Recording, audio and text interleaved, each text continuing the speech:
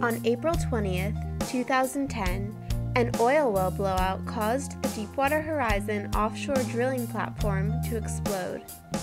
What was initially thought to be a rather small spill has turned into an unprecedented ecological disaster. British Petroleum, the company which owns the Deepwater Horizon, is financially responsible for cleanup in accordance with the Oil Pollution Act of 1990. However, due to the magnitude of this disaster, the federal government has had to take on a major role in response. I have dispatched the Secretaries of Interior and Homeland Security, as well as the Administrator of the EPA, my Assistant for Energy and Climate Change Policy, and the NOAA Administrator to the Gulf Coast to ensure that we continue to do everything necessary to respond to this event. And I expect their reports from the ground Hello, today. I'm Admiral Thad Allen of the U.S. Coast Guard. I have been named National Incident Commander and am leading the administration-wide response and directing all interagency activities. The Coast Guard is typically the lead agency in response to an offshore disaster. The Coast Guard was the first agency on the scene of the oil spill to lead rescue efforts for those who were on board the Deepwater Horizon.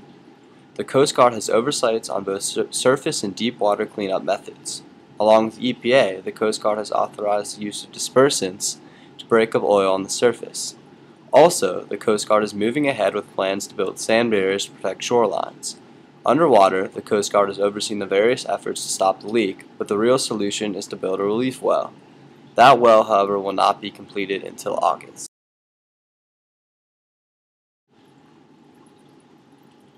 I'm Lisa Jackson, the Administrator of the EPA.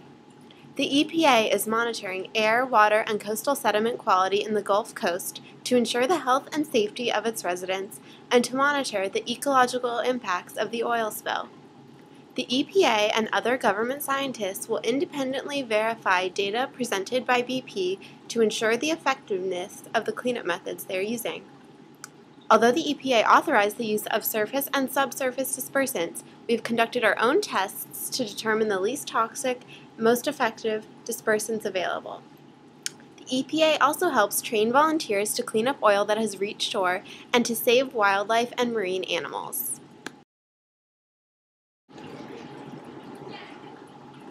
I'm Jane Lubchenko, the Administrator of the NOAA. NOAA scientists are working with BP to assess and mitigate impacts of the oil spill. NOAA scientists also analyze flow rates of the oil leak and prepare daily trajectories of the floating oil. Additionally, NOAA captures wild animals affected by the oil in the hopes of saving them and is conducting a natural resource damage assessment of the coast.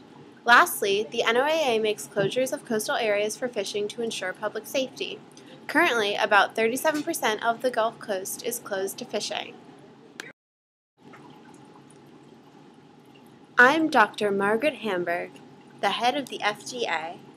The FDA works with the NOAA to make sure closures of fishing areas are made as needed. The FDA operates a program to ensure the safety of all fishery products in the United States. The program encompasses research, inspection, enforcement, and industry guidance. The measures taken by the FDA are absolutely necessary to maintain public health and safety. However, these closures have already had major impacts on Gulf Coast economies, and since the coast supplies about 40% of the nation's seafood, there will be economic impacts at the national level as well. The Department of the Interior, headed by Secretary Salazar, manages the United States' natural and cultural resources. The Department of the Interior has issued several mandates in response to the spill. It has announced that no applications to drill will go forward until a 30-day review of safety processes has occurred.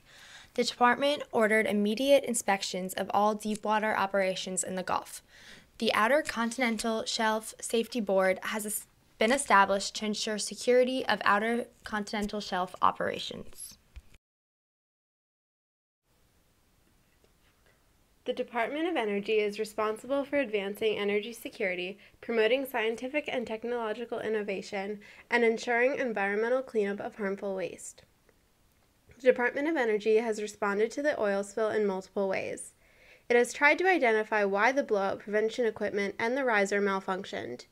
If this equipment had not failed to work, the spill may not have occurred.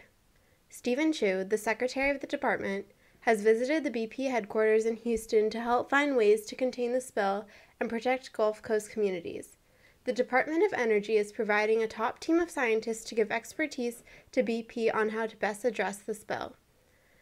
The department has aided BP in the top kill approach.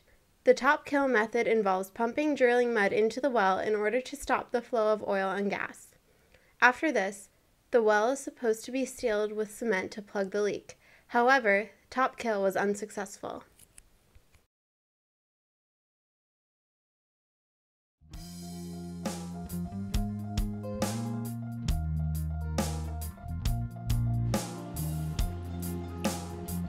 The containment and cleanup of the Deepwater Horizon oil spill is an ongoing effort, and there's a lot of speculation and differing opinions regarding the amount of damage and future ecological damage the Gulf Coast communities may face. BP reported on Monday, May 7th that the cost of its response to the oil spill has reached $1.25 billion. And with this number climbing every day, the corporation continues in its attempts to contain more leaking crude oil. BP last week placed a containment cap on its ruptured oil well.